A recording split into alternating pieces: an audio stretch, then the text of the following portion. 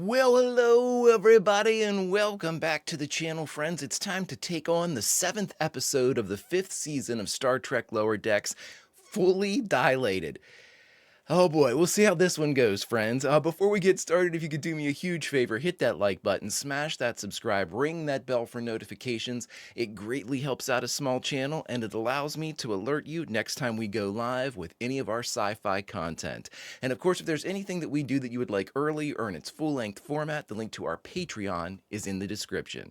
But all that is then and this is now, and now it's time to watch Star Trek Lower Decks Season 5, Episode 7, Fully Dilated. Prepare to engage maximum warp reaction. And away we go.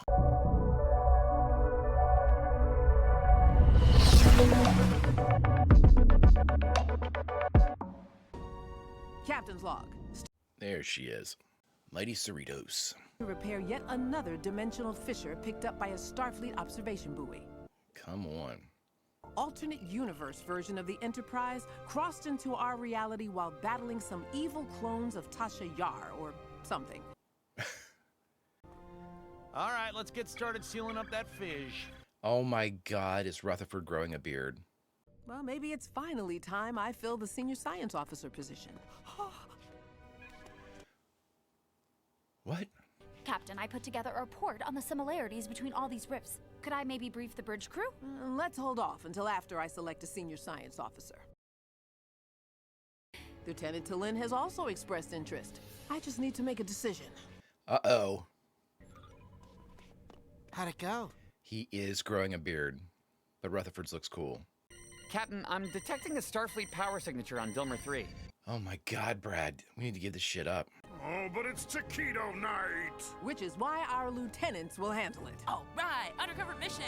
Wait, taquito night. We're in the credits, so it's now time to officially address the elephant in the room. Brad needs to shave that shit. I mean, I think they're trying to let us know that by the end, the patchiness will have... it will have, I guess, gone away to the form of a fully developed, fully armed and operational bearded Bormler. But, I mean, I don't mind. It just absolutely irritates the shit out of me that he's trying to do this because, again, it just speaks of a kind of a retrograde for Brad's specific thing that we've been going through, you know. He seems to be, again, relying on what others should think of him and, you know, as opposed to being bold Boimler or a combination thereof that kind of got him to where he was at the start of the season anyway. The beard's a constant reminder of that retrograde, and it annoys me. Plus, it looks like shit, but this is spoken from somebody who has an incredibly patchy beard now that it's all going gray. So it looks like I don't have anything anymore. Not that I ever did. It's more Keanu than Jeremiah Johnson. I'm sure we look great. I'm a doctor, not whatever the this is. Yeah, oh, have fun with all the livestock. It's gonna smell like dog I am particularly sensitive to odor. You're my two science officers. I am ordering you to both come with. I will ignore the inconvenience of the stench to fulfill my duty. Thank God T'Lyn's here. Man, your stubble's coming in so clean and even. Thanks. At the risk of throwing up on my sweet disguise, what are you drinking? Micheladas with all the fixins. Fixins. Did you get this from that pad? I mean, come on. It's just a good drink. You're plagiarizing someone's vibe, and I won't stand for it. That's right. Plagiarizing the vibe. For every second on the Cerritos, 1 week is gonna pass for you on the surface. What? When this starts to flash, you need to get where the locals can't see you beam out. What? Ah, got shrimp in my eye! Jesus, Brad. Jesus, Brad. Oh my God, they're going to be down here for years. Hey, that Purple Enterprises technology is 2 kilometers north of here. I suggest we make haste before any locals discover it. Technically, whatever it is crashed down here years ago and... Yeah, like centuries ago. Aw, this place is adorable. They're going to like live lives down here. Name's Snell. Can I interest you in tickets for tonight's bonfire? No, Snow. We are of the body, Snell. Don't worry about it. That's going to be their house. Readings suggest a shuttlecraft crashed here. Most of it must have been destroyed by the impact. Better zap whatever we can't carry. Wouldn't want a local to stumble across them. But there's no way they didn't find this. Oh, no way! That's Commander Data's head! He's purple too! It must be a slightly more purple dimension. What are you three up to? We just have the head of something, a toy. Why haven't I seen you in town before? We are from the northern region. Let me guess. Slarno? Yep, that's us. There is no Slarno. Rocks. We are a traveling troupe of performers. That's amazing! Talin. Get out of here before we charge you. You... That's it, Snow. I didn't know you could juggle. Neither did I. Neither did I. How do you do it? It was simply algorithmic tossing. There's things Talin can't do, so let's not worry about it. I guess we better crash in that abandoned shack for the night. That's gonna be their house. They're gonna live here. Holy shit. Oh no! And me saying that it was another mom! Stop talking months and help me wipe! Jesus God almighty. I mean, 4 months since arrival. Oh my God in merciful heaven. This is starting to feel like when Picard got duped into thinking he was a family man by that probe. I think I actually saw that episode.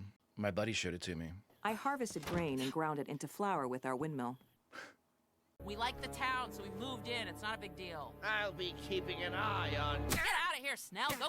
Go, Snow, go. Stupid windmill. She thinks she's so capable, Vulcan. Oh my God, Talin, you're gonna reanimate Purple Data? Curious. I'm Lieutenant Commander Data. Who are you? Oh, hi. Oh my God, it's Brent, isn't it? My shuttle crashed. Is that why I do not have a body? Yeah, sorry, we looked around, but I think it got burned up. Do not be concerned. I have been just ahead before. Oh, for God's sake, Snow. And in the interim, you are concerned that Lieutenant Talin is a more capable science officer. Well, we're both capable. Of course. Then it does not matter who receives the promotion. Oh, that's interesting. I love that. I will help you with your studies. But you don't even know me. That is true, but I am the only android who has served on a Starfleet bridge, so I know how difficult it is to be the first. You have also devised a way to power my positronic matrix using a hand crank. That is quite impressive. No kidding. Nothing. This lady assaulted me! This is just the funny way we meet. Ha ha ha. We're gonna be chum buddies. You're not really mad. Come on. Oh boy. Who knows when Boimler's gonna get his together? Never. Never. The fabric's only absorbing the absorbent stuff! It's leaving behind a horrible goo! We'll have to lick it off! Oh, for fuck's sake. 7? I knew it. I knew it. Done. No more cranking. Now your battery will get charged with hydroelectric power. Congratulations. I believe your captain will be quite impressed. Meanwhile, what has Talin done? I have created a warp matrix. They're all huge. How did you get so good at agriculture? I simply isolated certain traits and accelerated growth with local fertilizers. You have spent 20 consecutive days isolated with your water wheel. Perhaps companionship would serve you well. I love Talin. I love Talin. Talin appears to be concerned with your well-being. Yeah, she can afford to with her giant melons. I can't compete with that. Hilarious. But Vulcans rarely require sleep. Ah, you're right. I need to stop sleeping. No, Tendi. Sweet Jesus. 2 months for an eye poke? That is some Edo level bullshit right there. Oh, go 2 smear at months. someone else, Snell. Snell's your friend. Oh, yeah, a fire. Okay, everybody stand back. Someone needs to protect the town. Oh my God, this will be like an eternal flame or something. You guys see that? I'm a hero. She extinguished our eternal flame! How are we supposed to ward off dark spirits now? Oh dear God. And who even believes in demons, right? Back in jail. Yep.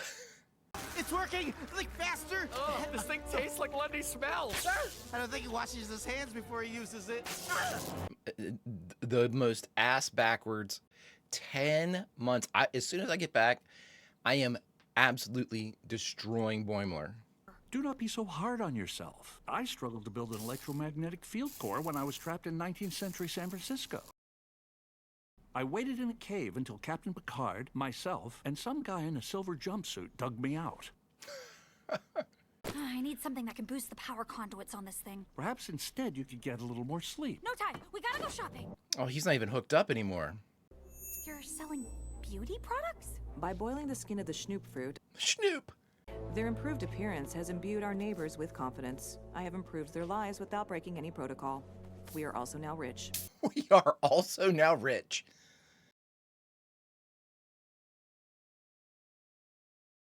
Giving those people fancy hair has to be breaking some sort of rule, right? I fail to see how adding bounce to curls could alter the course of civilization. Adding bounce. You want Talin to get the SSO job too, don't you? Tendy, come on. We have received the return signal. We must prepare for transport. Tendy, please wake up. Or maybe you should join her! Jesus, Snow?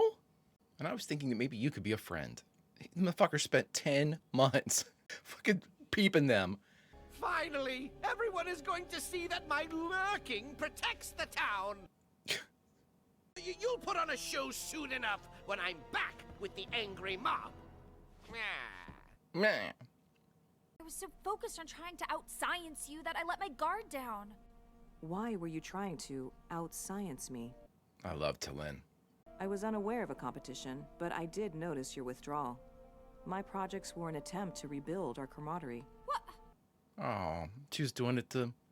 Serving at the captain's side requires skills I do not possess. A science officer must be able to communicate, which I clearly cannot. Yes, you can! Oh, come on now. All that time on Orion must have gotten in my head. You chose to serve in Starfleet. I was banished here. You confronted your past, while I have not. How about a co-head of science? Data, can you chew off my bindings? That is outside of my knowledge base, but I have seen Lieutenant Worf do this. I can try. I can try. What's the matter, Big Mare? I had months to try and find a friend, a husband, a wife, a job, or learn a flute, and I failed. You made friends in here. Really? Yeah. You're gonna teleport out in front of them too and freak them all out, but... You're free to go. Really? Why? Yeah, you got friends with powerful hair remedies. Oh, it's been long enough. We gotta do it. Yeah, guys. Snell saw Commander Data's head powered up and talking. Crap, really? Oh, that is bad. No, it doesn't. It's one crazy guy's word against everybody. Could you stop being yourself for once? They have an undead head that speaks! No, wait. What? Yeah, open the bag! It's a melon. Aha! See? It's just a giant grape. I bought one of those in the market. Haha, Snell, you're an idiot. Wait, no! That one can toss rocks in the air and catch them! Who cares? Get a job, Snell. Get a job, Snell. Lurking does not have a 401k plan. Like warmer than I expected. Why did you have a preconceived notion about my temperature? Because I think about you all the time. Oh, wow. It's okay if everyone thinks Snell's a loser. He appeared to be exhibiting traits of what you would call a loser well before he saw my head. Right. Are you sure you don't want to stick in our dimension? I need to get home to Geordi. He is my best friend. Ah. Snell, what do you do now? Boimler, what the hell happened? The controls had a glitch? Yeah, totally random, L-Cars issues. I mean, several punches. What color is your Enterprise? No color, just neutral gray. That seems like a missed opportunity when purple is an option. Yes, I'm actually having a hard time deciding between two candidates. May I have Having a spent a recommendation? year in the field with them, I would like to make a recommendation. I knew it! We both did! Congrats! Oh, that's a great call. Good on Carol. Apparently, Purple Data told her we were too good of a team to split up. Love it. You okay with this? I share in the opinion that we complement each other's strengths. Damn, Talin popping off. Popping off. Be on a mission for so long. Don't act like you gave us some gift. You both owe us big time. Yeah. You do indeed. Always big time. Oh, You had to get something out of that mission. Playing my beloved soap flute.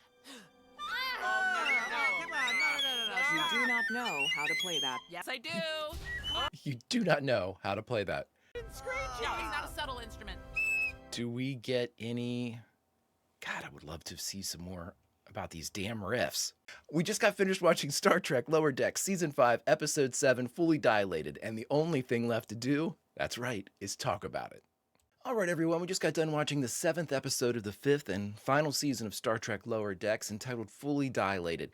This was definitely my favorite episode of the season. I think that, I think I probably say that a lot, but this is the type of stuff that we have the indication of, we're kind of exploring the rift, the seasonal storyline, but it's not dominating the entire episode. It's mentioned, which is exactly what I want. Just some subtle or slight advancement of that main story is great. We had a legacy reveal in Data. Brent Spiner coming back to do Data's voice was very cool. Again, my limited experience with The Next Generation is basically the movies. I've seen the movies and a painfully small amount of the actual episodes. So, I mean, I'm limited in that, but I still feel, at least I have a connection and a knowledge of the crew of The Next Generation. And I've always enjoyed Data. I think Data's a really cool character. In fact, in the eternal debate, that I apparently I've seen a lot, not been able to actually engage in, it's who is the better Starfleet officer, and it's always like ends up, if there's some type of bracketing system, it always ends up with like Data v Spock. Who's the best? Of course, I'm going to tilt to Spock, but again, I just don't know enough about Data yet to really kind of appreciate his contributions and the things that he can provide. So I'm leaving that in the air. I would never, definitively say that Spock's the best. In my opinion, as of right now, and what I've seen, Spock's the greatest Starfleet officer to have ever existed. But we'll see. I'm obviously keeping an open mind about all this, and seeing him here really endeared me to him a little bit.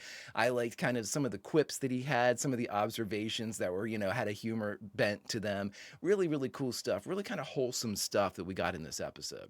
I do like to kind of throw back too with Tendi. It's again, we know that Tendi's story's kind of been tied off with the whole kind of Orion storyline resolved. Her kind of devotion to her family kind of taken away as Erica was able to kind of, free her of the Mistress of the Winter Constellations title, which will be bestowed upon Tendi's niece and Erica's, child, the daughter that she has.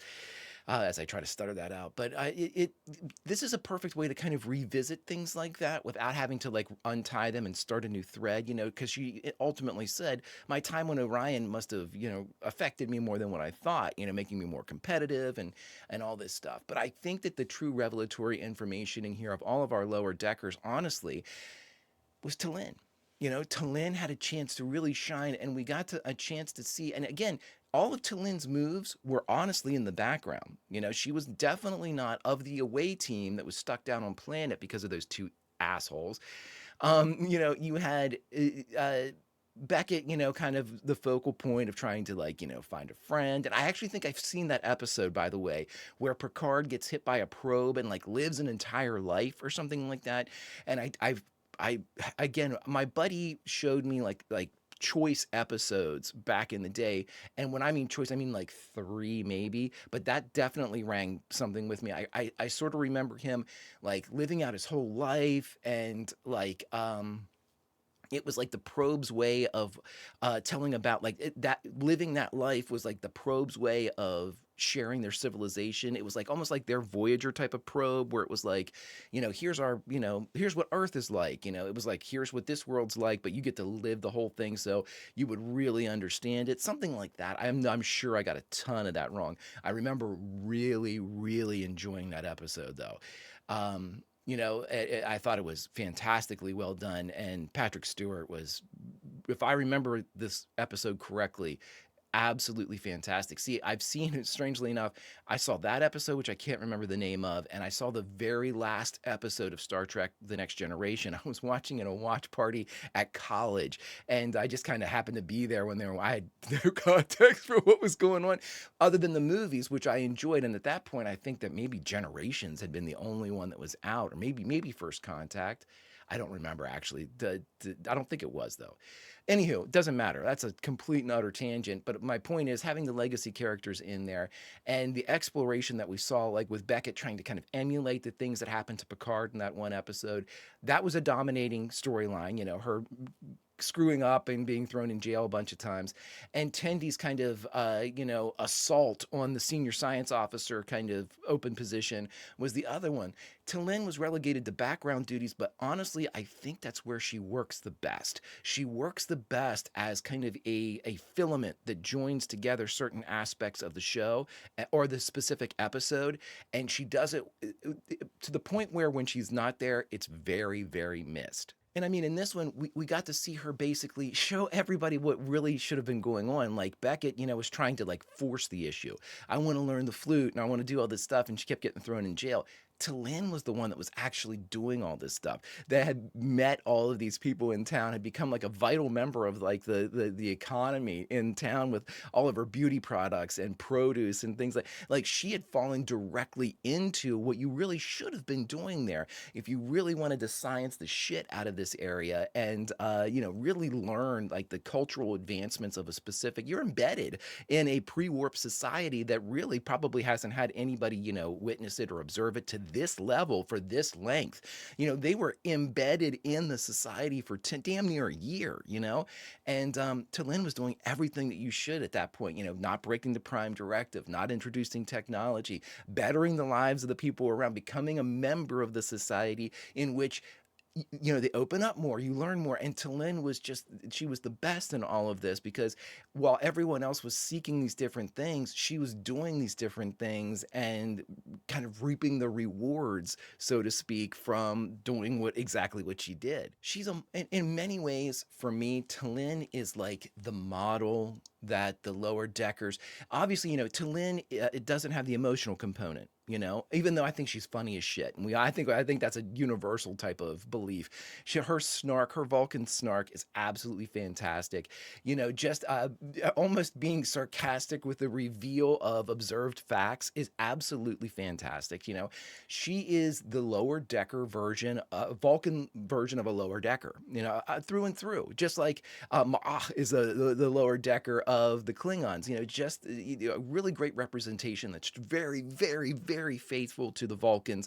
It doesn't compromise that culture. It doesn't, poke fun at the culture. If there's any laughter at the expense of the Vulcans, we're all laughing together, including, it's not something that is humor that's predatory or anything like that, and which I just so love because just with my the original series with Spock and everything, you get an affinity for the Vulcan culture. It's kind of like our first alien race in Star Trek is Spock and the Vulcans, and whether you like the Vulcans or dislike the Vulcans, I think that if you're a fan of Star Trek, there has to be at least a measure of respect for the Vulcans. What they've done, what they've accomplished, what we've seen them do.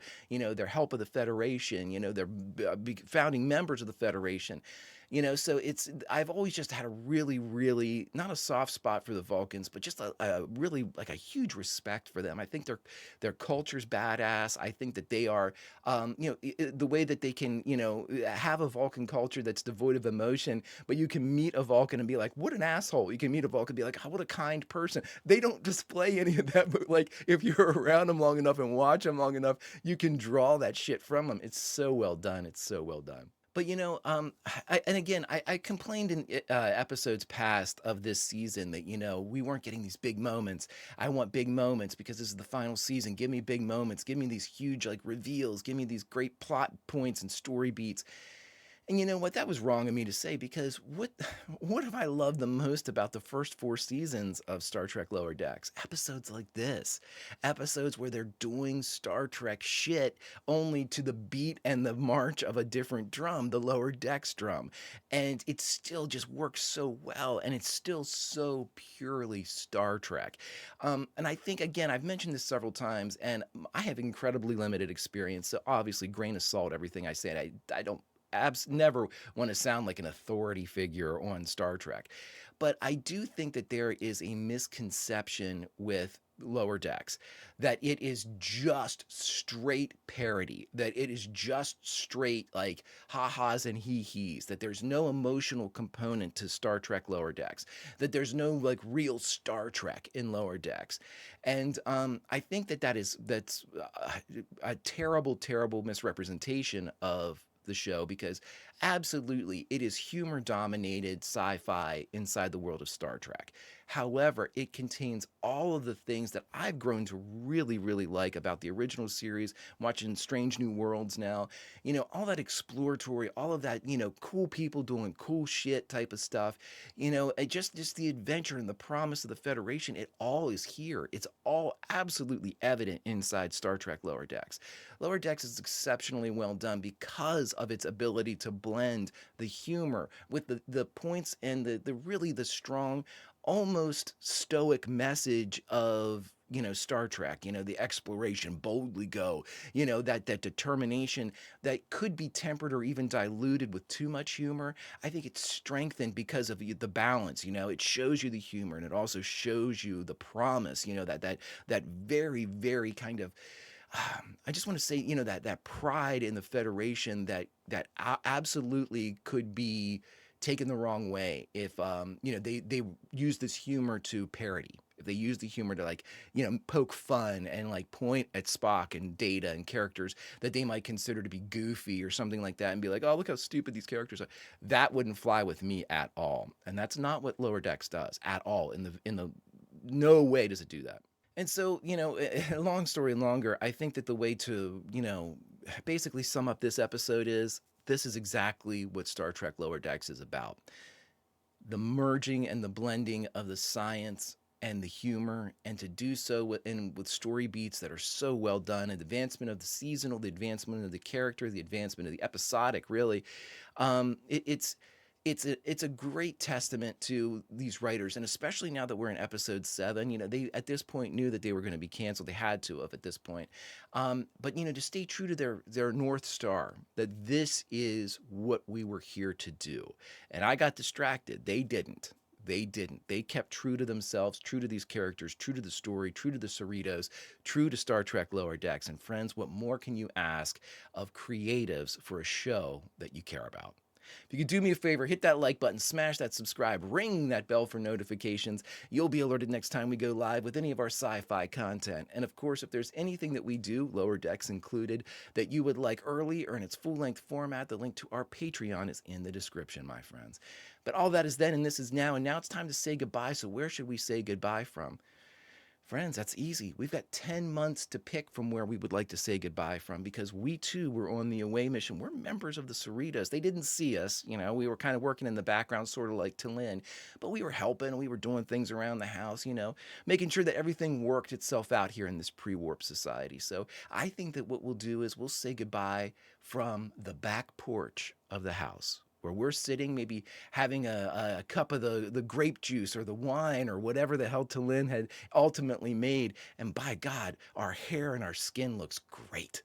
Friends, until next time we board the Cerritos and travel through her last few adventures, Vulcan roll, and I'll see you.